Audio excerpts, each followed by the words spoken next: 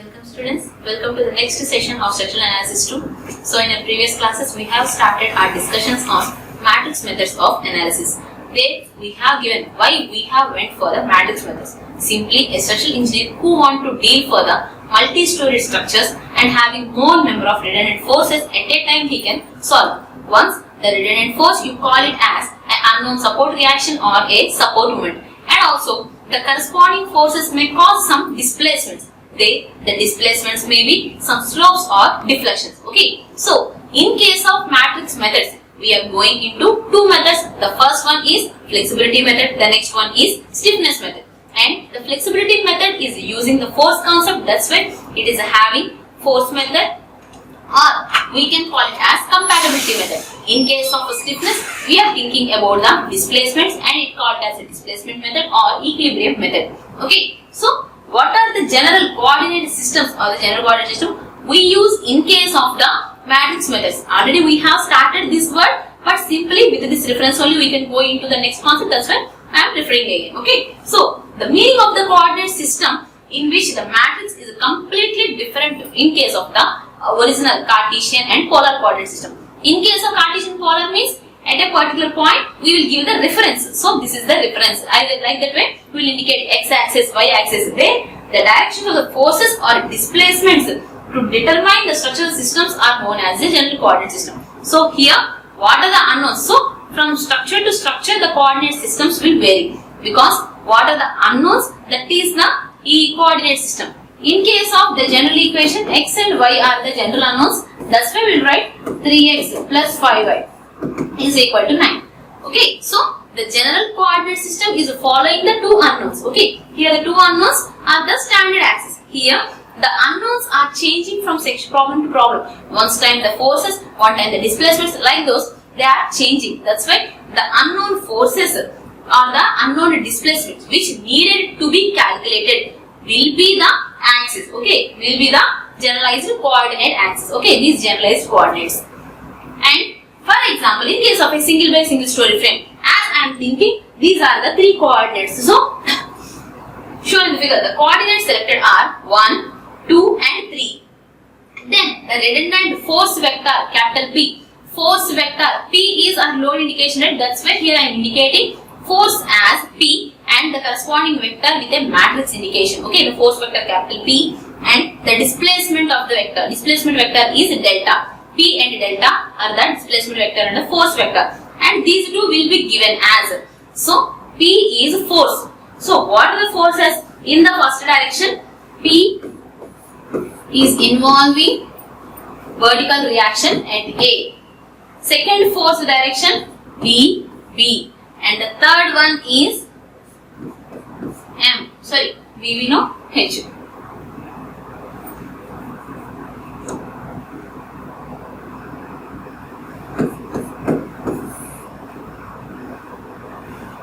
V, H and M are the corresponding force unknowns or the force vector components, and in case of the displacement vector, one is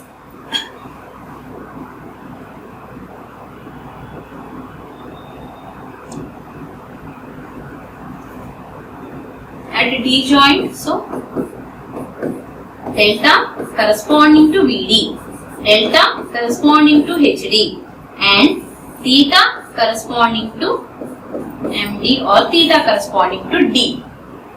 So theta corresponding to D also we can write.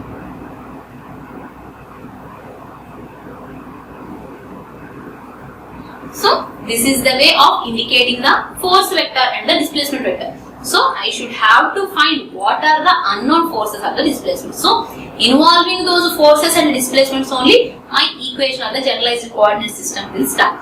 Firstly, I have indicated the 1, 2 and 3. So 1 is vertical component of reaction at D, 2 is horizontal component of reaction at D. So force vector is involving at the direction what are the forces. So VD, HD and MD, and displacement vector is involving what are the corresponding displacements in the directions. So delta V in the direction of V, delta in the direction of VD, delta in the direction of HD, theta at the point D. Okay. So in this way the force vector and the displacement vector we have given with delta P as the force vector, delta as the So P as the force vector and delta as the displacement vector, and when you see the whole structure, it may appear like this. And then, in case of the stiffness matrix method, okay, in case of stiffness matrix method, for the single wave single story frame, the coordinates are selected as their force vector and the displacement vector. Here the force vector and displacement vector we are generating for the sway condition, as the corresponding forces involves force vector. So here the first one is the force vector here is moment at B, and then the second force vector is moment at C, and then the third one is horizontal sway force. This is the force vector. How much is the quantity of the sway force? And then the displacement vector.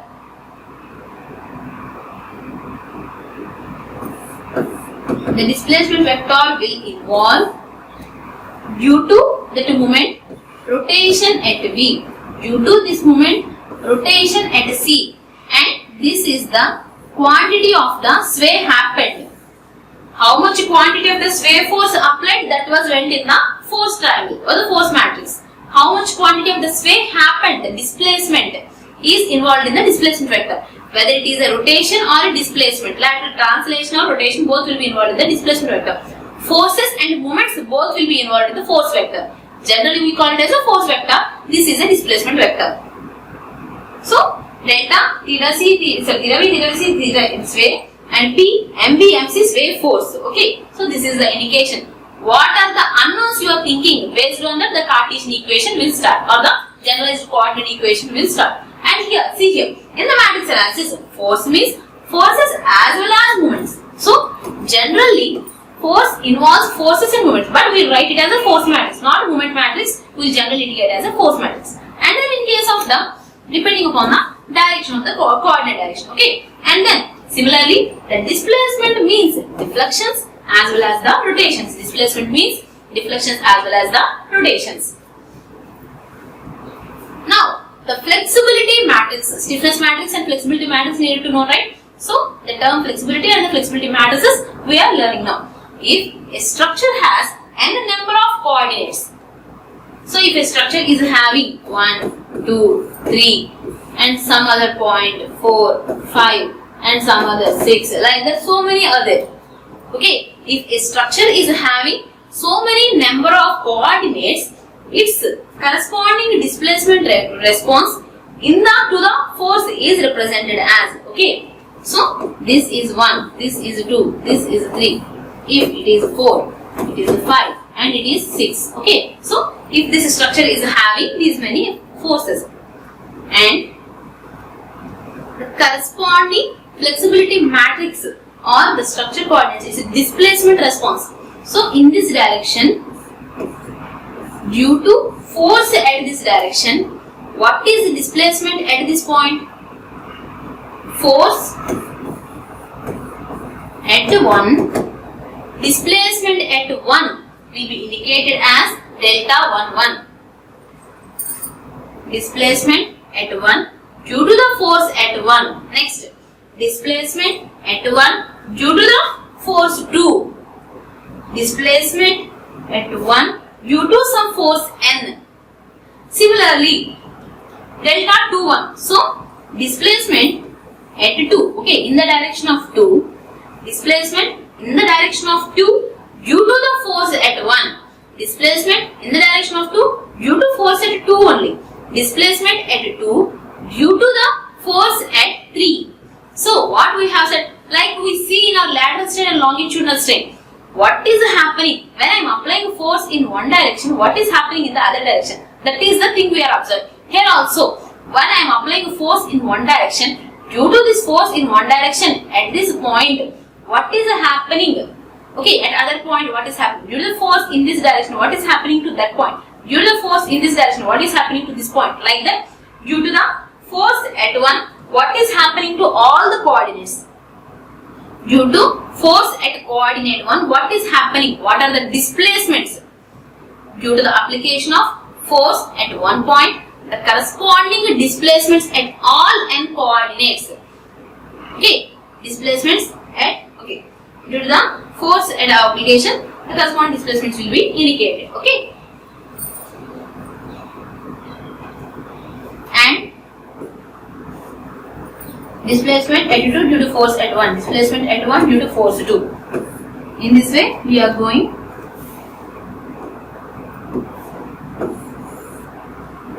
displacement at 1 due to force at 1, displacement at 2 due to force at 1, displacement at 3 due to force at 1, displacement at n due to force at 1. Okay, so at the displacement at the displacement answers. Okay, displacements at one point due to second force, displacement at one point due to nth force. Okay, all these things will be involved in the flexibility matrix. The flexibility matrix involves displacement answers. Okay, the corresponding vector is small delta. Okay, the triangle delta is the displacement vector and force vector. This is the flexibility matrix. Okay, so this is a delta indication. It is indicating the displacements at different points. Okay, and it is known as the flexibility matrix. This flexibility matrix is involving displacements at the points due to the application of forces in all n coordinates. Okay, so if a structure has n number of coordinates, its displacement response to that forces is expressed like this, and this matrix is indicated as the flexibility matrix. Next, the element delta ij. Okay, so when you observe delta ij element here, when an element delta ij of the flexibility matrix is the displacement at the coordinate I due to a unit force at the coordinate j. So delta I j is indicating displacement at I due to unit force at j.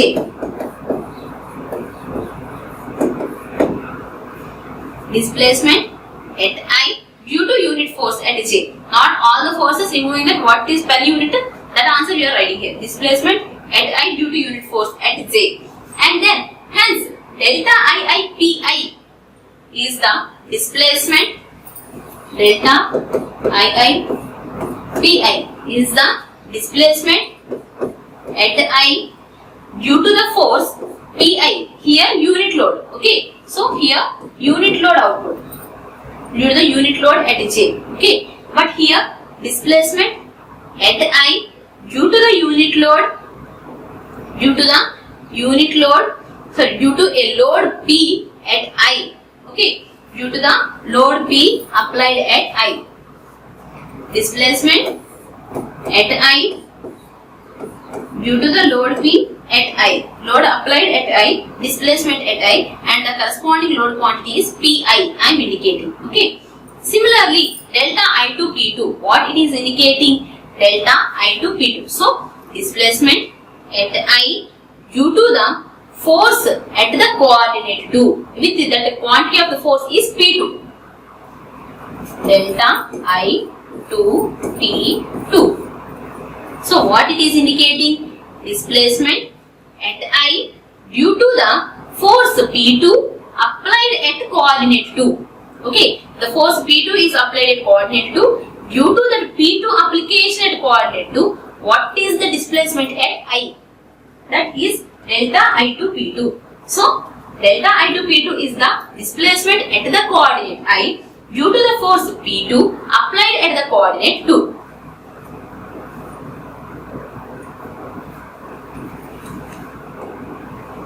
Next, hence, in order to generate jth column, okay, delta 1 1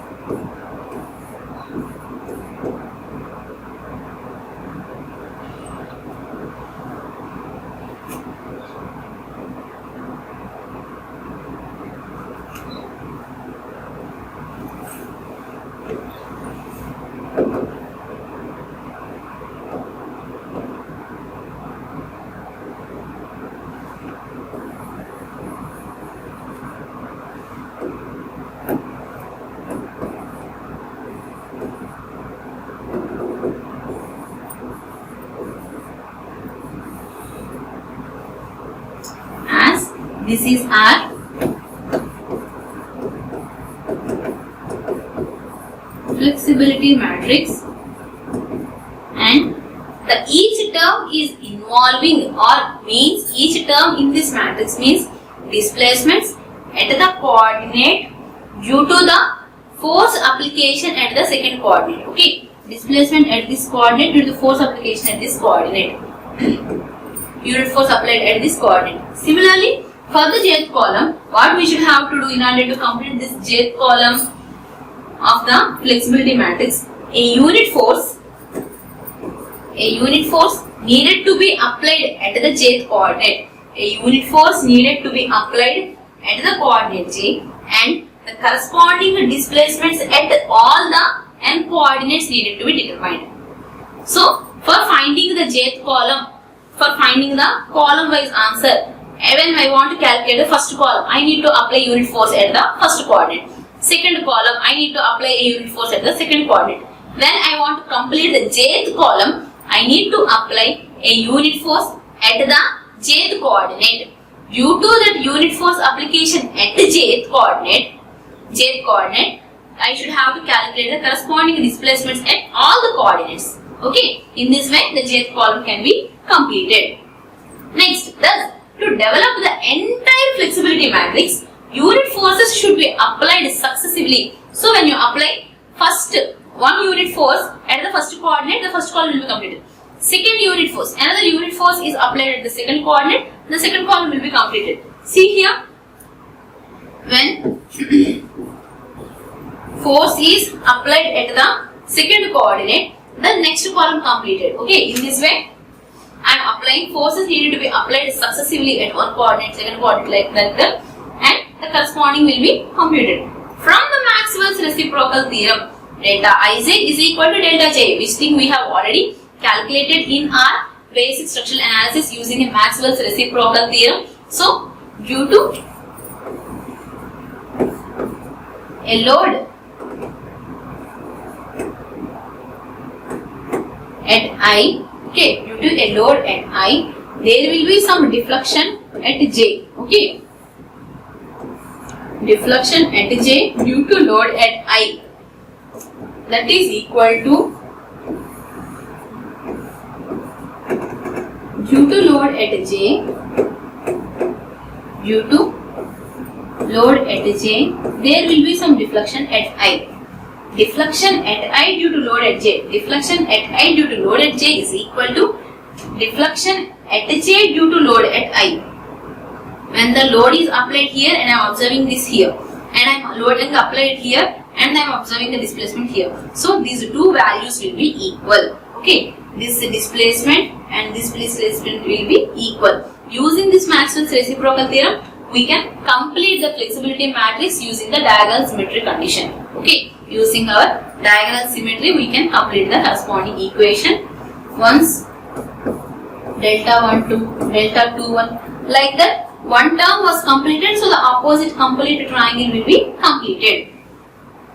Next thing, the stiffness matrix. As in our flexibility matrix, it will consist of the displacements. Okay, due to a force applied at a certain coordinate, due to the force applied at that coordinate, what is the displacement at this coordinate? I am calculating there. And here, if a structure is having n coordinates, if the force response of the displacement is represented by, okay, here the displacement response we are represented with K11, K12, K1n, and so on.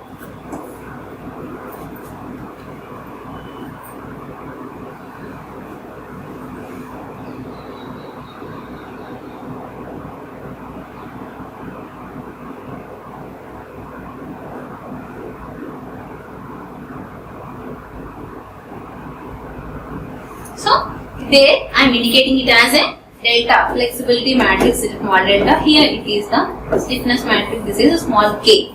Okay, this small k is equal to K11, K12, K13 and so on, K1n.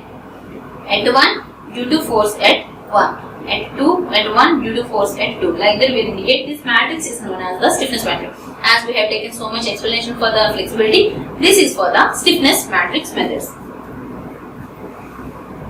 Then, the element of the stiffness matrix, where when I see an element Kij in the stiffness matrix, what it is indicating? It is the force at the coordinate K due to the unit displacement at the coordinate J.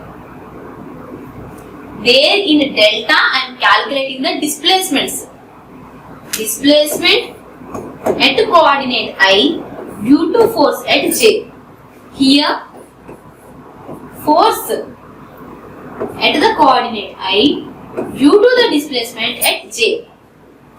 As I am giving the displacement due to the displacement, generally like a sinking. If a member is sinking, okay, here one member is sinking. Due to this sinking, what is happening to the other end? That is the response. Okay, here I am giving the displacement at one end or displacement at the coordinate. What is happening to the some other coordinate? What is the force acting on some other coordinate? Due to the displacement at this coordinate, due to the displacement at this coordinate, what is the force acting on other coordinate? Force acting on other coordinate. Okay, the element indicates the Kij is the force at coordinate I due to the displacement at J. Force at coordinate I due to the unit displacement at J. Hence, Kii and delta I is indicating the force developed at I due to unit displacement at I. Okay, force developed at the coordinate I due to delta I displacement, because here I have not indicated, I have indicated delta I, that's why the delta I is there. Otherwise, Kij is indicating force at I due to the displacement at unit displacement at J. But it is multiplying with delta, that's why I am indicating force at I due to delta I displacement at I. Force at developed at I due to delta I displacement at I. Similarly, Kij delta J. Force at I due to delta J displacement at J.